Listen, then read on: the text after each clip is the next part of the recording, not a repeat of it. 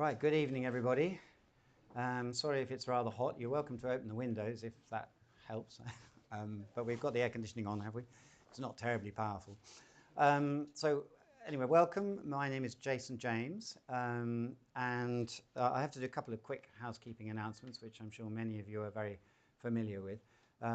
So the first one is if the fire alarm should go off, please don't use the lift. We've got to go down the stairs and out the front door, and we're supposed to congregate on the park side of the street. And if you have any trouble getting down the stairs, we'll try and help you. So I'm sure not just the staff, but also everybody here will try and help you. So just pick on somebody who looks fit. The other thing is, please don't leave any valuables in our cloak rooms downstairs. Nobody is monitoring them during this event, so it's best not to have a laptop or something down there. You could just pop down now and pick it up if you've got one. So our speaker today is your now Professor James Brown, no less. So James actually is a former Daiwa scholar from 2011. And when we first interviewed him, he'd already got fluent Russian. But as an expert in Japan-Russia relations, he wanted to add Japanese, which he duly did on our program very successfully. And immediately got a job at Temple University in Japan and quickly rose to become head of department and professor. And he's one of the leading experts on Japan-Russia relations, frequently cited in the media, especially media in Japan. And he's published a couple of books about Japan-Russia relations. This one seems to be a slightly lighter style of book about espionage between, well, Russian espionage on Japan, isn't it? And I'll leave it at that, James. Okay. Great. Well, thank you very much. Thank you all very much for coming. When I saw what the weather was like, I was a little bit worried that a few of you might get diverted into the nearest park for an ice cream or perhaps into a local pub garden. But thank you very much for coming this evening. And thank you also enormously to the Daiwa Anglo-Japanese Foundation, not just for hosting this event this evening, but also, as noted, I was a recipient of the Daiwa Scholarship in 2011. It really was a life-changing experience. That's saying it with no exaggeration whatsoever. Did my PhD to do with Russian foreign policy in Scotland. Frankly, didn't know that much about Japan. But thanks to the scholarship, I've been based in Japan now since 2011, and as Jason noted, focused very much on Russia-Japan relations. It was also through Daiwa that I met my wife at the orientation event before going to Japan, and we now have 2 children. So really, I should have honored Daiwa by calling our firstborn Daiwa or Yamato or something. So thank you very much. So on to the book then. And I thought we'd start off by saying a bit about the origins of the book. So it really begins back here. So here's a photo of a younger looking me in 2016 when I did the book launch here for my previous single-authored book, which was about the territorial dispute between Japan and Russia. It was called The Northern Delusion. So after that, I went off and did some other things, did a couple of co-edited books, lots of newspaper articles, shorter projects, but I decided I wanted to really get my teeth into a major project again. So I thought about what could be the next thing for me to focus on. And perhaps it's always the case with book projects, but to begin with, there were few false starts. And I had this idea that I was going to do this very detailed study of Japan's Ministry of Foreign Affairs, going into a lot of detail about the culture of the institution, its history, its different institutional elements. I spent months on this, but eventually I decided that it just wasn't that interesting. Had I gone down that route, I wonder how many of you would be here this evening. So instead, I decided to try and do something a bit more entertaining. And everyone likes a good spy story. So that's how I focused on espionage. I'll speak a little bit today about Richard Sorge. That's the part of the story that often people know. But I think there's a lot more to the history of Russian spying on Japan, and I wanted to tell that story. And the other thing I wanted to do is to write a non-academic book. Academic books can be great, go into a huge amount of detail, they can be exhaustive in what they cover, but often they can be a bit dull, sell very few copies, and also the publishers tend to charge a huge amount for them. So I was looking earlier today at the cost of that previous book, which is now almost 10 years old. The hard copy is still £282. So that's the downside of academic books. So I wanted to do something more mass market. So specifically, my aims with the book were threefold. Firstly, and most obviously, to tell the story of Russian espionage against Japan, and in particular to show that there's more to it than Richard Sorge. The Richard Sorge story is fantastic. It's very entertaining. There are lots of books about it. I can talk more about it later if you wish. There is a chapter about it within the book, but I wanted to show the rest of it, to show there's more to this story than Sorge. The second one was to tell the history of this bilateral relationship through the lens of espionage.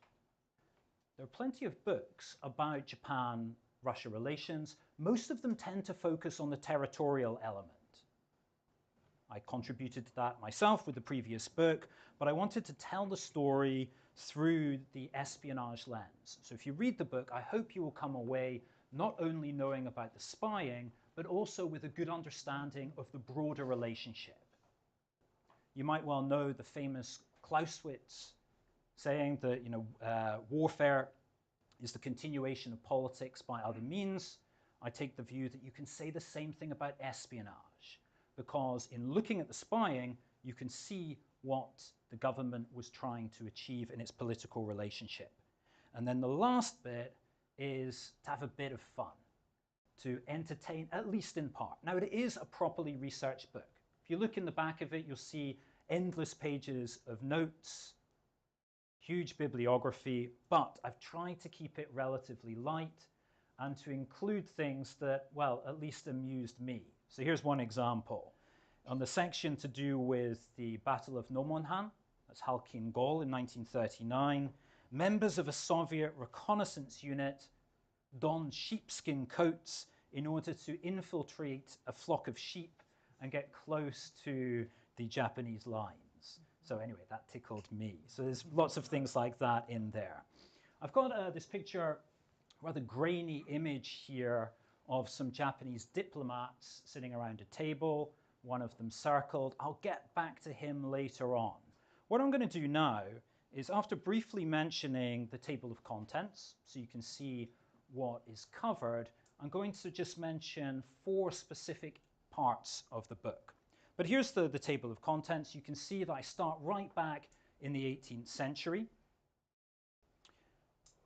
move forward to when Russia and Japan became rivals in the latter part of the 19th century. You've got the Russo-Japanese War, of course. You've got the rise of the Soviet Union and the first Bolshevik spies, their influence on the Japanese Communist Party. For one, Nomonhan, the Sorge ring that was mentioned earlier, and then Sorge's contemporaries as well. I finish off, somewhat sort of controversially, with a textbook account of how to spy on Japan, setting out what would be the best approaches for having success in that. Now, that's not to say I'm encouraging spying on Japan. Rather, it's to try and learn from how Russia had success in order to perhaps indicate how Japan could better defend itself. Okay, so to start off with the first of these 4 little sections that I'm going to focus upon. And I begin with how the book starts, with the first Russian spy, in inverted commas, in Japan. This is back in 1771. Many of you will know that this was the Sakoku period, Japan's period of national isolation, where foreigners were told to keep away and Japanese were prevented from leaving the country. But in 1771, you have this Russian supply ship suddenly turning up on the coast of rural Shikoku. And the commander of that ship, the locals called him Hanbengoro. The initial reports are quite interesting. The locals hadn't really seen Europeans before, and this is one of the reports. The adult male height is 3 meters and a quarter. Their noses are hooked and at least 4 inches long. Their faces were red and their bodies white. So I think we can say it's likely there was a fair degree of exaggeration, although it does sound a bit like a British rugby team on holiday in Ibiza. Anyway, they were in a terrible state. They had been essentially lost at sea, kind of without proper supplies. They were near starvation. They had been eating everything on the ship, including some sort of leather shoes. They were really desperate, and they were saved by the local population. They provided them with food and drink and sent them on their way. So treating them very well, despite that it was the Sakoku period.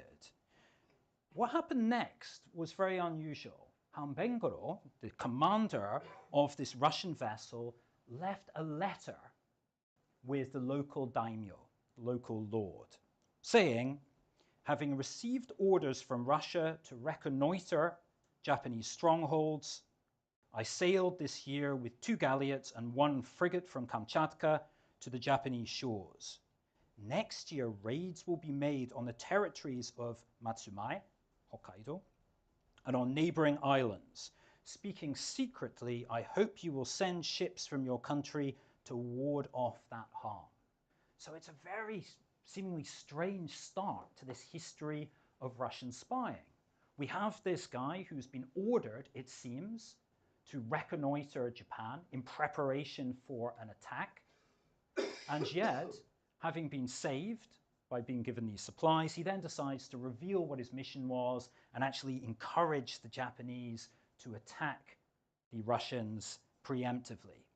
Now, I won't give it away here, but you might have guessed that Hanbengoro wasn't who he seems. It was a Russian ship, the crew was Russian, but he was not honest in what he told the Japanese. You can ask about it later if you like, but I'll leave it as a bit of a cliffhanger for the time being and move on to the second one that I want to emphasize. Here we're moving forward to the end of the 19th century. Japan, after its Meiji restoration, has gone from very much a backwater to a real rival of the Russian Empire, with that rivalry played out primarily in Korea and also in northeast China. And the Japanese are gradually getting the upper hand in Korea. In particular, you had the queen, the Korean queen, Queen Min, who was much more favorable towards Russia. And so, with the orders of a Japanese officer, she was murdered in 1895.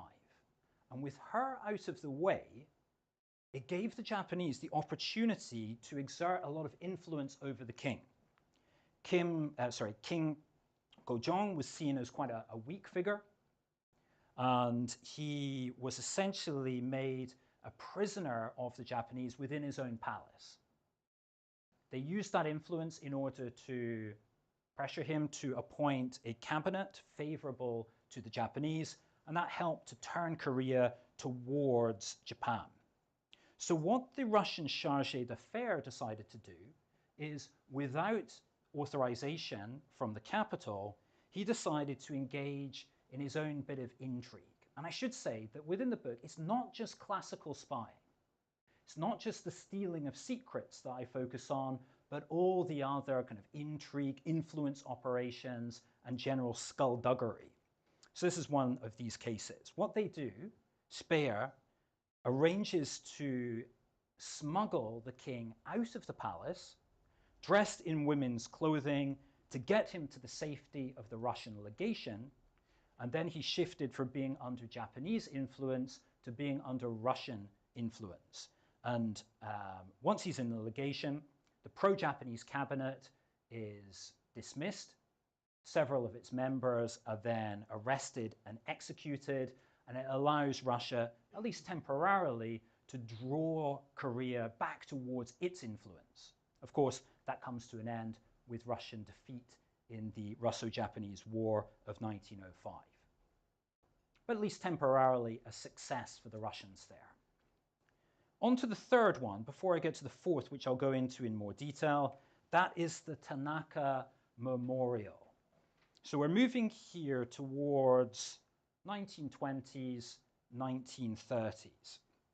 Now this is a document supposedly written by Tanaka Memorial, who is both Prime Minister and also Foreign Minister, supposedly written by him in 1927.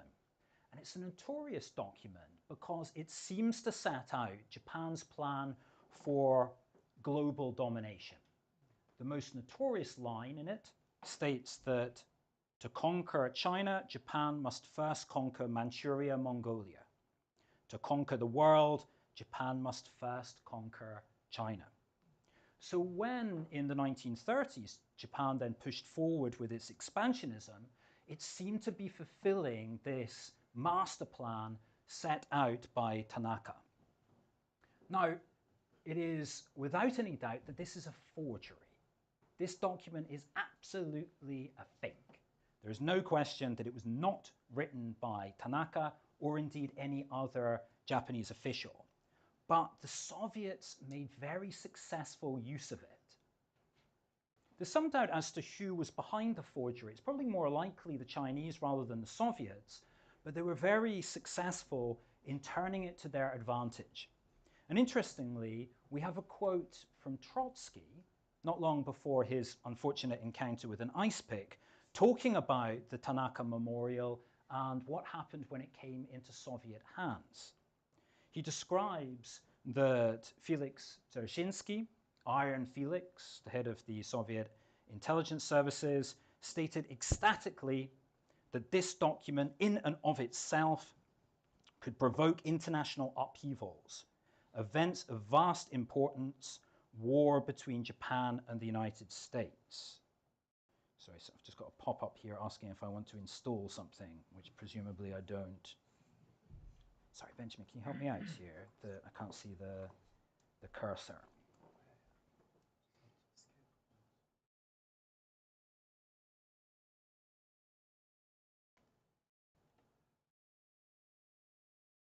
Hopefully it's not a Soviet spy.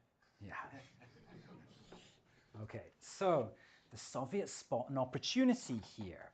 They want to encourage tensions between Japan and the United States, both rivals, competitors.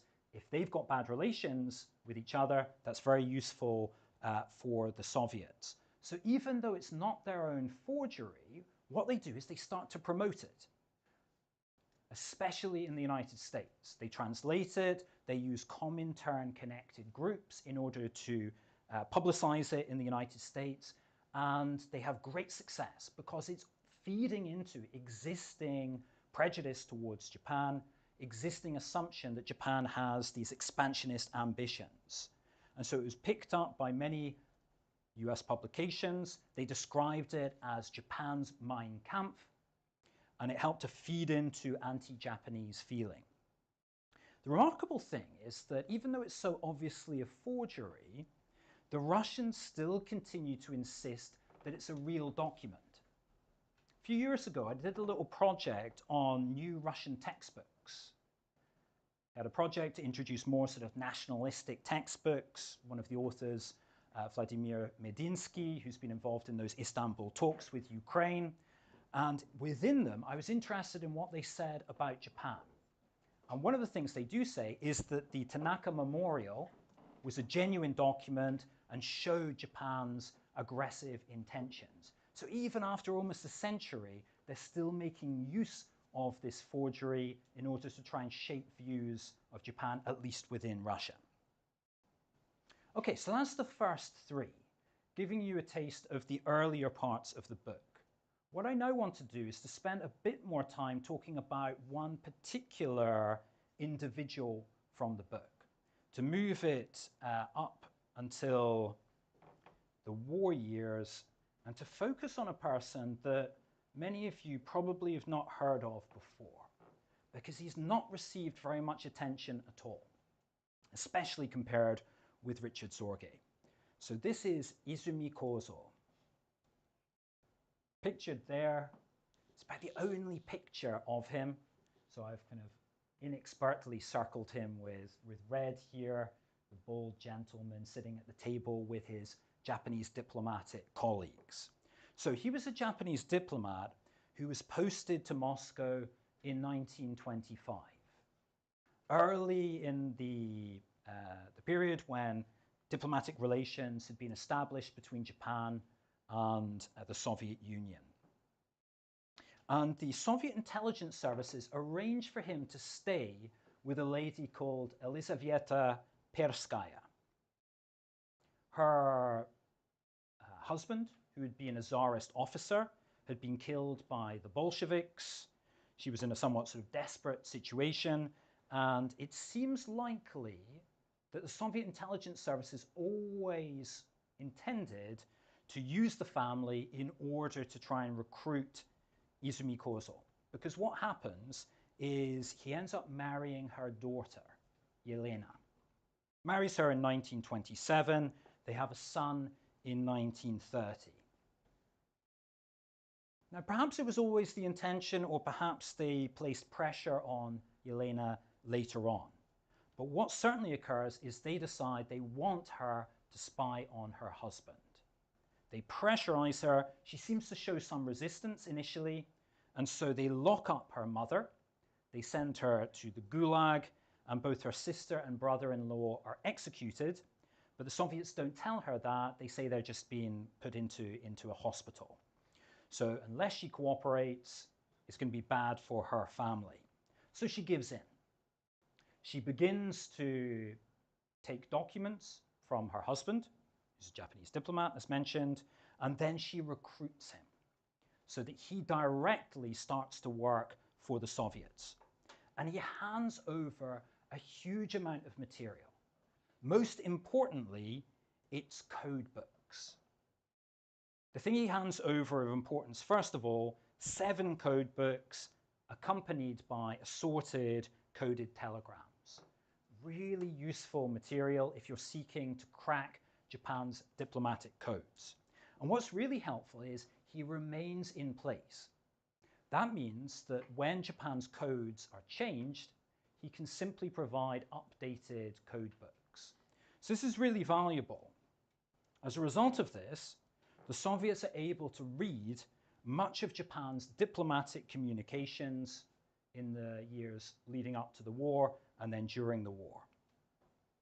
One indication of the particular importance of this information is that Sergei Tolstoy, who was the Japanese specialist for the NKVD in their cipher directorate, he became the most decorated Soviet cryptanalyst of the war, obviously indicating he was having some success. Success, I think, that was assisted by Izumi. I should mention his code name was Nero, which is why I've got the bad joke of the emperor of Soviet spies against Japan. Anyway, it's also likely that Izumi was especially important because it's known that Stalin favored signals intelligence over human intelligence. Clearly, we know that Stalin had a bit of a trust problem, didn't really trust people. Why then would you especially trust spies, people who have a record of deceit? So he didn't. Famously, he ignored so many warnings of Barbarossa in 1941, and even Richard Zorge, who was providing very good quality information from Tokyo, which he was accessing from the German embassy, he had a very low opinion of him. Apologies for the bad language, but you can blame Stalin. He described Zorge as a shit who had set himself up with some small factories and brothels in Japan. So he's very dismissive of Zorge. So the material that they seem to have been able to crack, thanks to Izumi's assistance, gave the Soviets information about Japanese discussions of a plot to assassinate Stalin. So when they sought to infiltrate individuals into the Soviet Union, they didn't get very far. They were intercepted and liquidated. He also provided material that helped give warnings of Barbarossa, obviously the Nazi invasion in 1941. Again, Stalin didn't pay sufficient attention to that, but then also reassurances that Japan would not attack the Soviet Union in 1941. So a reminder that the Soviet Union and Japan had signed a neutrality agreement in April of 1941, promising not to go to war with each other. But with the launch of Barbarossa, there was the real worry within the Soviet Union that Japan would join the fight. They would then be facing a war on two fronts. So the key piece of information they wanted was, is Japan going to go north to join the fight against the Soviet Union or go south? So access to those diplomatic codes helped to provide reassurance that Japan had decided to go south. Now, there's one further thing about the importance of Izumi's information which just came to light recently. So this actually isn't in the book because it was published by Russian state media just in May. So they have this article selectively using some documents released from the FSB archive in order to promote their version of the Second World War. So it's Secrets of Cipher Telegrams. This document refers to lots of intercepted telegrams, but particularly prominent are ones sent by Japanese diplomats, listed here. Now, in the article, it doesn't mention how they accessed these, but my assumption is that the code books provided by Izumi were key to them getting this material. And so you can see that it wasn't an isolated case. They seem to have extensive access to Japan's supposedly secret communications. Okay, so he was a very influential figure. And yet, what happened to him? Well, in the case of Richard Sorge, he was arrested by the Japanese and put in Sugamo prison and then executed in 1944. In the case of Izumi, however, he was never caught by Japan. Instead, he finished the war in Europe, slowly made his way back, returning to Japan in March 1946. He was without his wife and son. Difficult to know exactly what happened, but it seems that at one point they went back to the Soviet Union. He lives in sort of poverty for a couple of years, seems to move in with his sister, just trying to get his life back in order. But then in 1948, he approaches the Soviet embassy. I should stress that the reason why Izumi seems to have agreed to cooperate with the Soviets was not for money. It was rather a real devotion to his wife and son. And so in line with that, in 1948, his motivation in approaching the Soviets was to try and get information, what happened to them, and to try and get back in touch with them. The Soviet side, however, says, okay, we'll look into it. In the meantime, perhaps you could be of assistance to us. So what they do is they re-recruit him in the post-war era. By this time, he's no longer a Japanese diplomat, so he's not as useful as he was previously, but still he's got his old contacts, and so he assists the Soviets between 1948 and 1952, around 40 meetings, and is paid around 30,000 yen a month, which was a lot of money at the time. So you might be wondering, how do we know quite so much about Izumi? It's because of a defection. Finding out information about spy cases is always difficult. You can't access most archives in the way you can with other subjects. So it's really helpful when you have a defection. There have been several really important ones in the case of Russia and Japan. One of the biggest was in 1954. Yuri Rastvorov defects from the embassy in Tokyo, goes over to the US side, is taken out of Japan, and he gives the US, and then subsequently everyone else, everything he knows, identifying 36 agents operating for the Soviet Union within Japan, and one of them is Izumi Kozo. So the police, after these revelations, go and visit him. They get a partial confession. He admits at least to spying for the Soviets in the post-war period. He's reluctant to say much about the wartime period. But he never faces prosecution. Actually, Japan doesn't have an anti-spy law, so he couldn't have been directly tried in that way, but often they can be creative in finding other things on which to prosecute someone. That didn't happen in his case. He was already a very ill man, and he died of high blood pressure in July 1954. Okay, so this guy was a very, very important spy for the Soviets, and yet he is hardly known at all, certainly compared with Richard Zorge. Now, in the case of Richard Zorge, there are lots of books about him. There are various films. Part of it is that he's just such an interesting character. You can read one of the kind of books about him, or you can read the chapter-length version in my book, but in either case, he's undoubtedly interesting. He's a sort of Soviet James Bond.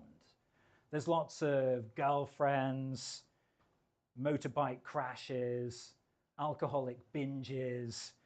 So he's definitely an interesting character to read about. But I think that's only part of it. I think our focus on Richard Zorge is also us being a victim of Soviet propaganda. They've deliberately promoted the Zorge story because it's an appealing one, but also because it reflects well on the Soviet Union. He was devoted to his motherland, so his father was German, mother Russian. He was a devoted communist, and he was a martyr to the cause. By some accounts, before he was executed by the Japanese, his last words were devoting himself to the Red Army. So this makes him a more kind of attractive figure for Soviet and subsequently Russian propagandists. And they've really gone to town on this. You have from the 1960s commemorative stamps to Richard Zorge. The one on the left, which I have a copy of actually, is the Soviet one. The one on the right is the East German one, because they wanted to have a sort of German hero for East Germany. The monument on the bottom left is to Richard Zorge in Moscow. The one in the middle in Azerbaijan, where Zorge was born. And then also you have his grave in Tama Cemetery, where the Russian embassy goes to visit it twice a year in order to lay flowers on it. So very much, they're drawing attention to a story which favors them. They don't want to talk about Izumi Kozo, a guy who was tricked and manipulated into spying for them and then ultimately died in misery on his own. So that's a little bit of a taster of some of the contents of the book. I see it's approaching 6:40, which was my kind of target time. So there's lots more to talk about, but I'd be interested in hearing your questions.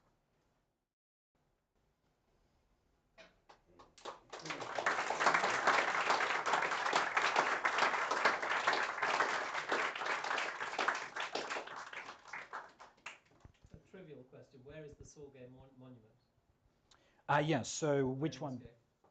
Where in Moscow? I don't know where it is in Moscow. I haven't seen it. It's not in that grave of Soviet sculptures next to the... No, it's not. So it's a relatively new monument, but I'll have to check exactly where it is. I've never actually seen it myself. So yeah, he can't be in the cemetery, obviously, because he's buried in Tama Cemetery in Japan. To what extent, it's got to be a sad story. It's quite a sad story, Kozo. I'm just wondering what extent you think that he realised he was being manipulated from the beginning almost. Yeah, let's bring up a picture of him, albeit a kind of faded, hazy one. Yeah, it's difficult to say because he didn't leave any writings. So it's just sort of speculation. But all of his actions indicate that he was devoted to his wife, who was much younger than him. It was his second marriage, actually. He was a divorcee when he went to Moscow. There's another story. A lot of it is relatively hazy, but there's a story that his son wasn't actually his own. And nonetheless, he kind of adopted the boy, was presumably from an affair from his wife. The boy had significant disabilities, but Kozo was devoted to him. So we can gain a picture of someone who was devoted to his family, was willing to do anything for them, but everything else is really just speculation. That unless we can find some sort of diaries, we don't really know that much about him beyond that. So there's another question there. Yeah, that works. Yeah, very interesting, enjoyable. I look forward to hopefully getting hold of one of your books, albeit I believe they may sell like hotcakes, right? Hopefully. Let's hope they will. What I'm interested in is how much, if at all, well, I'm sure you must in the chapter on Zorge, but do you devote much to time to Ozaki Hotsumi? Of course, there's the locus classicus from Chalmers Johnson in the field. I'd be interested to hear what your views are on the rather intriguing and probably the biggest known Japanese spy in, well, am I too close? Biggest known Japanese spy in the pre-war era. Well, sorry, it's not my violence, I hope, but yeah, you never know, right? Okay, so I've got a few extra slides just to refer to in case things came up. So this is a bit more about that chapter 8, which is about Sorge. And yeah, I absolutely agree. It's always thought of as the Richard Sorge story, but I wanted to highlight the role of Ozaki Hotsumi because he was absolutely key to it. That Sorge wasn't really spying on the Japanese. He didn't really have access to Japanese circles. He was spying on the Germans. He had excellent access there, very close relations with Eugene Ott, the ambassador, including sleeping with his wife. But for his information on Japan, he was entirely dependent on Ozaki, who's pictured here. So a journalist for the Asahi Shimbun, who was initially recruited by Sorge in Shanghai. That's important because Ozaki was a China expert. And that was part of the key to his access within Japan. After he'd returned from Shanghai, he became known as one of Japan's leading China experts. So the key was expertise. He didn't have to go out and suspiciously try and make contacts with senior people. They came to him because they wanted to know his thoughts on China-related issues. And as he was answering their questions, he learned an awful lot about what the Japanese government position was, and then ultimately was appointed to various kind of advisory roles, and at one point was even given an office in the Kante, in the Prime Minister's office. So he was absolutely key. And so within the chapter, I share out the attention pretty equally between Sorge, Ozaki, and some other members of the group as well. The difficulty with the Sorge story is it's so well studied, that was where it was harder to have something kind of new to say. I think I've added little bits here and there, perhaps including some additional things to do with the arrest, what led to their arrest, but it is a story that is well covered, including in Owen Matthews' An Impeccable Spy from just a few years ago. Yes, please. Thank you. Looks very, very interesting and looking forward to reading it. As historian, I asked the obvious question about sources, and I'm particularly interested in how much access you had to Russian sources, and what is the balance of sources, Japanese versus Russian? How did you negotiate these issues? Yeah, it's the most difficult thing with intelligence issues, that you have to work very much with what is available.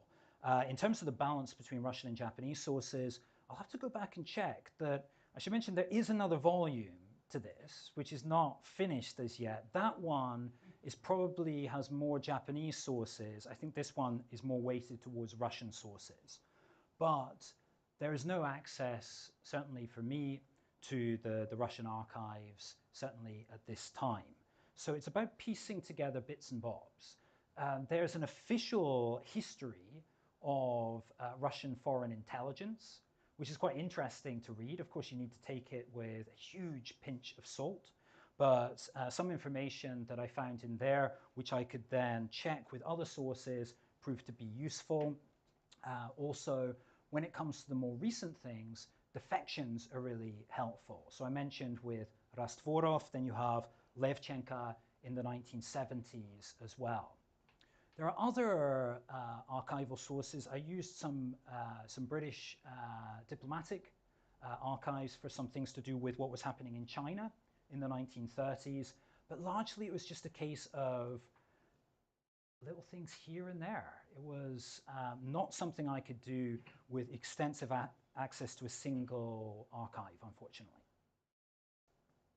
So come to the front, please. Yeah, and sorry, if you could wait for the microphone just for the recording. It was an absolutely fascinating history. I'm just wondering to what extent, even now or in more recent years, Tokyo has been a hotbed of espionage. Are you able to comment on that? So I was going to keep this to the end, but I've got my slide on the second volume. I'm a bit cautious here because I'm worried you'll all start taking an interest in this rather than the first one. So this is 1945 to the present day. I've got until the end of chapter 5. I'm in the 1980s, and I've done a fair bit about the current period. And yeah, there's an awful lot. That includes right up to the present day. There's a huge Russian diplomatic presence in Tokyo, not only in their embassy, but also in their trade representative office. There's not a lot of trade going on, and yet they still have dozens and dozens of people, and probably around half of them are actually intelligence officers. As you would imagine, the majority of them are foreign intelligence officers, SVR, but they also have lots of military intelligence, GRU, and a few FSB as well. They remain very active, and then you also have the interesting question of the illegals. This is always a good story, those that take on an identity completely unconnected with the Soviet Union or Russia. And the most fun story there is this one here, Yevgeny Kim, who was ethnically Korean, stole the identity of a Japanese man who disappeared, I think in the 1970s, and then presented himself as this individual, and then for decades operated as a Soviet agent within Japan. So that's from Soviet era, but whether the illegals continue now, I don't know, probably, but certainly Russian spying is very active in Tokyo. There's another question. Yes, please.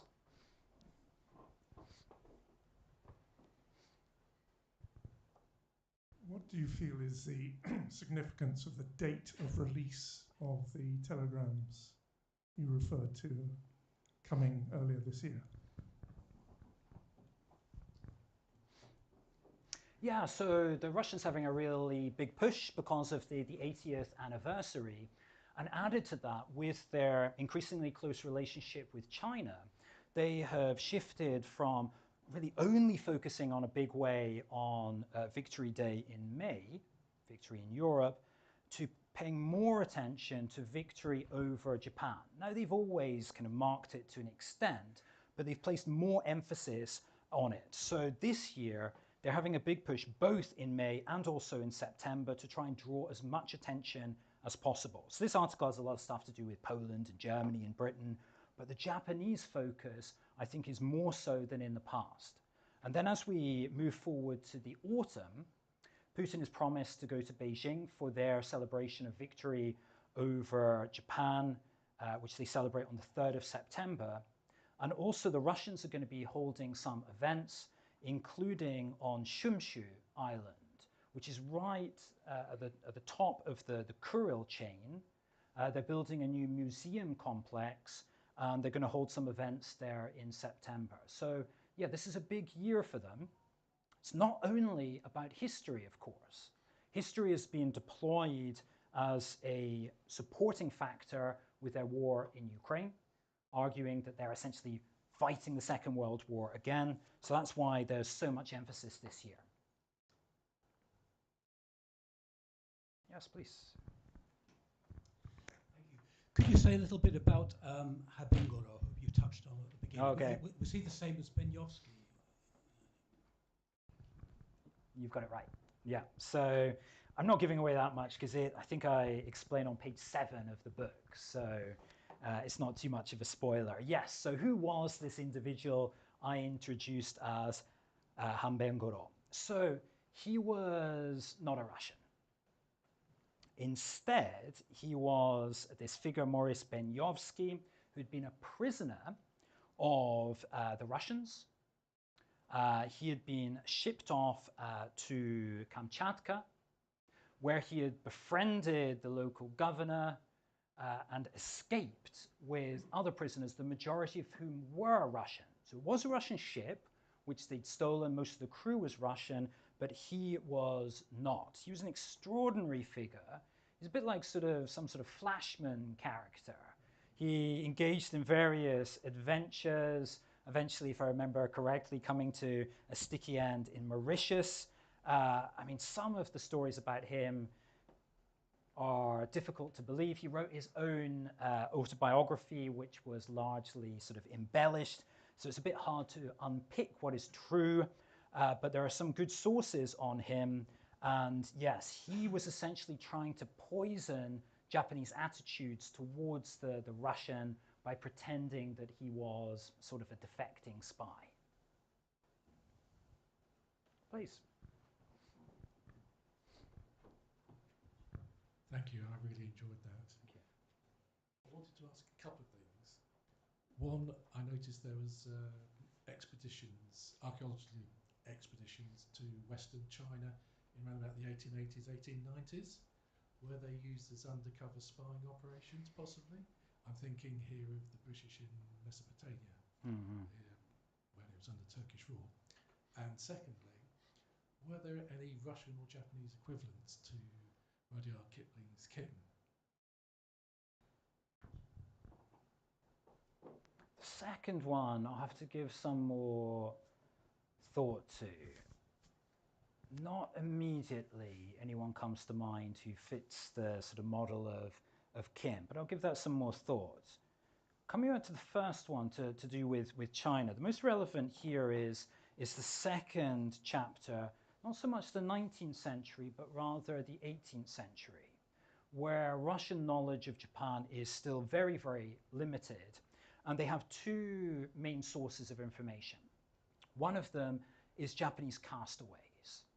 The Japanese kind of merchant ships were only designed for sort of coastal traffic. They kept getting sort of blown out into the open sea by kind of bad weather. Most of them perished, but some of them ended up being washed ashore in Russia. And so what the Russians did is, if they found these individuals, they started to take them off to the capital and to learn from them. That was one source. And the other source was from China. And so in China, where there was much better knowledge of Japan, the Russians borrowed a lot of information. This was largely through trade caravans, but also through the Russian ecclesiastical mission in Beijing. There's quite an entertaining book about that mission, which describes it as a den of unceasing drunkenness, violence, and sexual misconduct.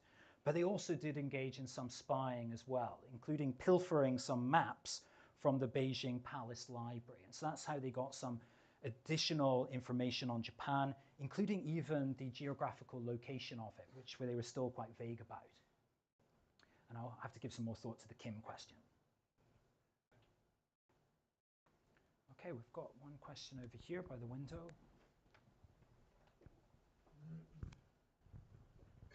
Yeah, I'll just ask a general question because it's one of the chapters you didn't talk about.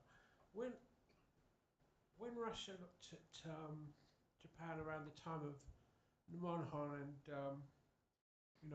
there was basically a limited war there and just before the outbreak of the Second World War, really. How much did Russia understand of what Japan was doing?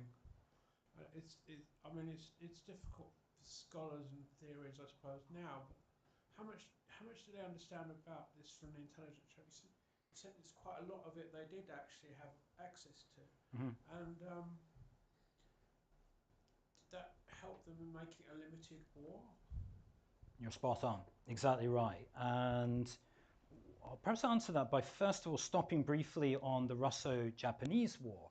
What we have here is a clear case where the Russians perform really badly in terms of intelligence, and that contributes to their defeat. By the time you get to Nomonhan, it's completely turned around. The Soviets clearly have intelligence dominance over the Japanese, and it does contribute to their victory. So the key thing was that the Soviets wanted to give the Japanese a bloody nose in order to deter them from further aggression against the Soviet Union. The importance here being that effectively Japan and the Soviet Union have a land border at this time because of the creation of the puppet state of Manchukuo. So they want to hit the Japanese hard, but not so hard that it'll actually provoke a full-scale war, which they don't want. So what was key about their intelligence was their knowledge that even if they score a victory at Nomonhan, as long as they don't advance into undisputed parts of Manchuria, then the Japanese won't respond. So it gave the Soviets confidence that they could really push for a military victory without prompting a full-scale conflict. And that they did with considerable success, to the extent that when you get to 1941 and they're considering north or south, part of the factor why they decided to go south, yes, there were other factors, but part of it was the memory of their defeat at Nomonhan. So intelligence was really key to that victory. Just a little further thing on this chap with the sort of Hitler moustache and the bouffant hairdo. So this was Genrik Lyushkov. He defected from the Soviets to the Japanese in 1938, one of the highest level defectors from Soviet intelligence ever. So it's quite interesting that it starts off, 1938, as a disaster for the Soviets, but the next year they turn it around and end up, thanks to intelligence, winning that victory at Nomonhan, Halkin-go.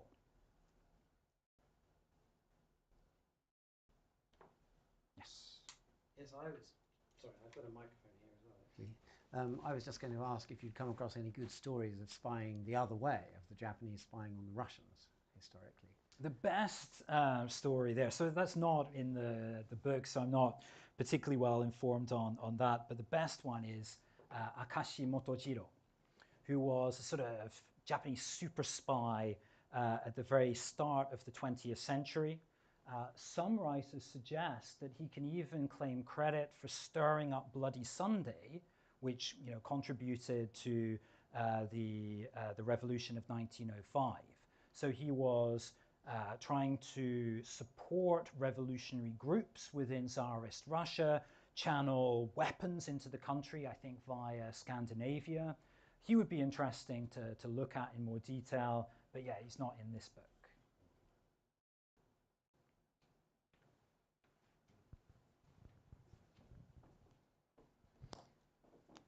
Was there never any notable strong suspicion of Izumi prior to his semi-confession by the Japanese government? Did it always seem to be a good, clean character? He must have been a very good actor. if he was operating for a number of years? It appears not. It appears that there was no real suspicion of him whatsoever. There's some speculation that he might have had an intelligence role for the Japanese. That might then have been helpful if there were any contacts that he had with Russians. He could explain it then that he was, spying on them rather than the other way around.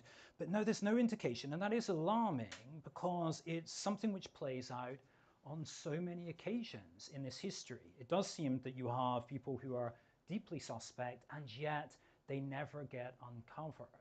And so this is why I finish off the book with this sort of how to spy on Japan, to try and see what are the vulnerabilities that allowed the Russians, the Soviets, to get so much success, and then to think about how Japan might go about closing them.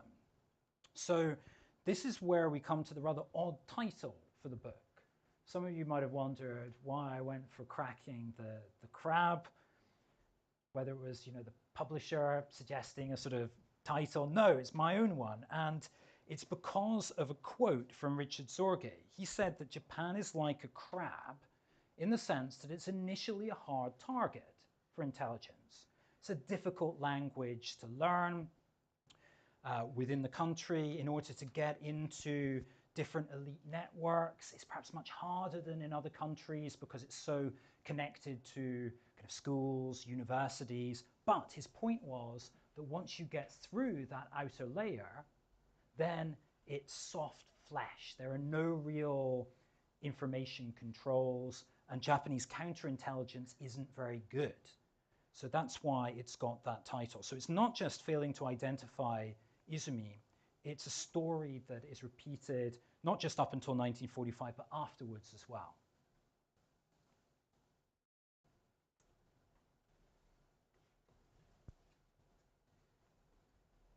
Oh, there's one more, I think. Yeah, I can't resist a kind of follow-up. Do you have no plans, perhaps, afoot to look more at Ozaki? Perhaps there is a possibility of a fuller biography, because, of course, there must be so much more stuff available now. Although for the time, Chalmers Johnson was a brilliant account. There are many kind of let's say, not quite concluded kind of elements to, and probably even now, I'm not obviously a specialist in that field, but there must be lots of very intriguing lines as to, how much of a spy was Ozaki Hotsumi, and what was really going down there. And also there's kind of like questions of, which is more my terrain, political theory and philosophy, and around what is meant by the very concept of communism. And this comes out as a question throughout, and kind of a non-leitmotif throughout Chalmers Johnson's work, and in this book as well on Ozaki Hotsumi. So I think there's a lot of things that you could touch on, and perhaps Ozaki deserves a full singular account of his own in English. But perhaps you're the man to do it. Yeah, you're exactly right about the Chalmers Johnson book being the best one on him, because whilst it's about the broader spy ring, it gives more attention to Ozaki than others, and it's also very, very sympathetic, really making the argument that, well, yes, he was a spy against the Japanese, but he was spying against a pretty nasty regime, and so for that reason, maybe we should have a more favorable view of him. I think if I was to write a biography of him, it wouldn't be so favorable. I think that in what I learned about him, there were a lot of pretty unpleasant things about him, both about him as an individual, but also his views. He was a devoted Marxist, but also he supported nationalist causes. He was in favor of the continuation of the war in China because he thought that chewing up more of the Japanese forces, deepening the war there, would then prompt revolution, not just in Japan, but elsewhere. So I don't have any intentions to write a biography, at least at the moment. But if I did, I think it would be countering some of the arguments made by Chalmers Johnson. Well, we can discuss that over a drink later on. Yes, this is thirsty work, so I think it might be time for a drink downstairs. Just two things to mention before. One is we do have some copies of the book down there. They're £20 each, and apparently they take, it's not us that's selling them, but the lady down there is going to take cash or credit cards. Usually we don't manage credit cards, so do buy a copy and get James to sign it if you'd like to. Some people in this audience may also be interested in an upcoming event that we have, which is slightly linked to this.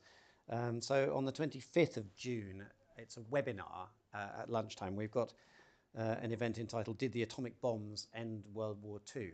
And obviously the counter-argument tends to be that it was the Russian invasion of the north of Japan that was a more important factor in causing Japan to surrender. So anyway, we can thrash through those debates on the 25th of June. This is with Professor Richard Overy of Exeter University. But it only remains really to thank James for a fantastic presentation.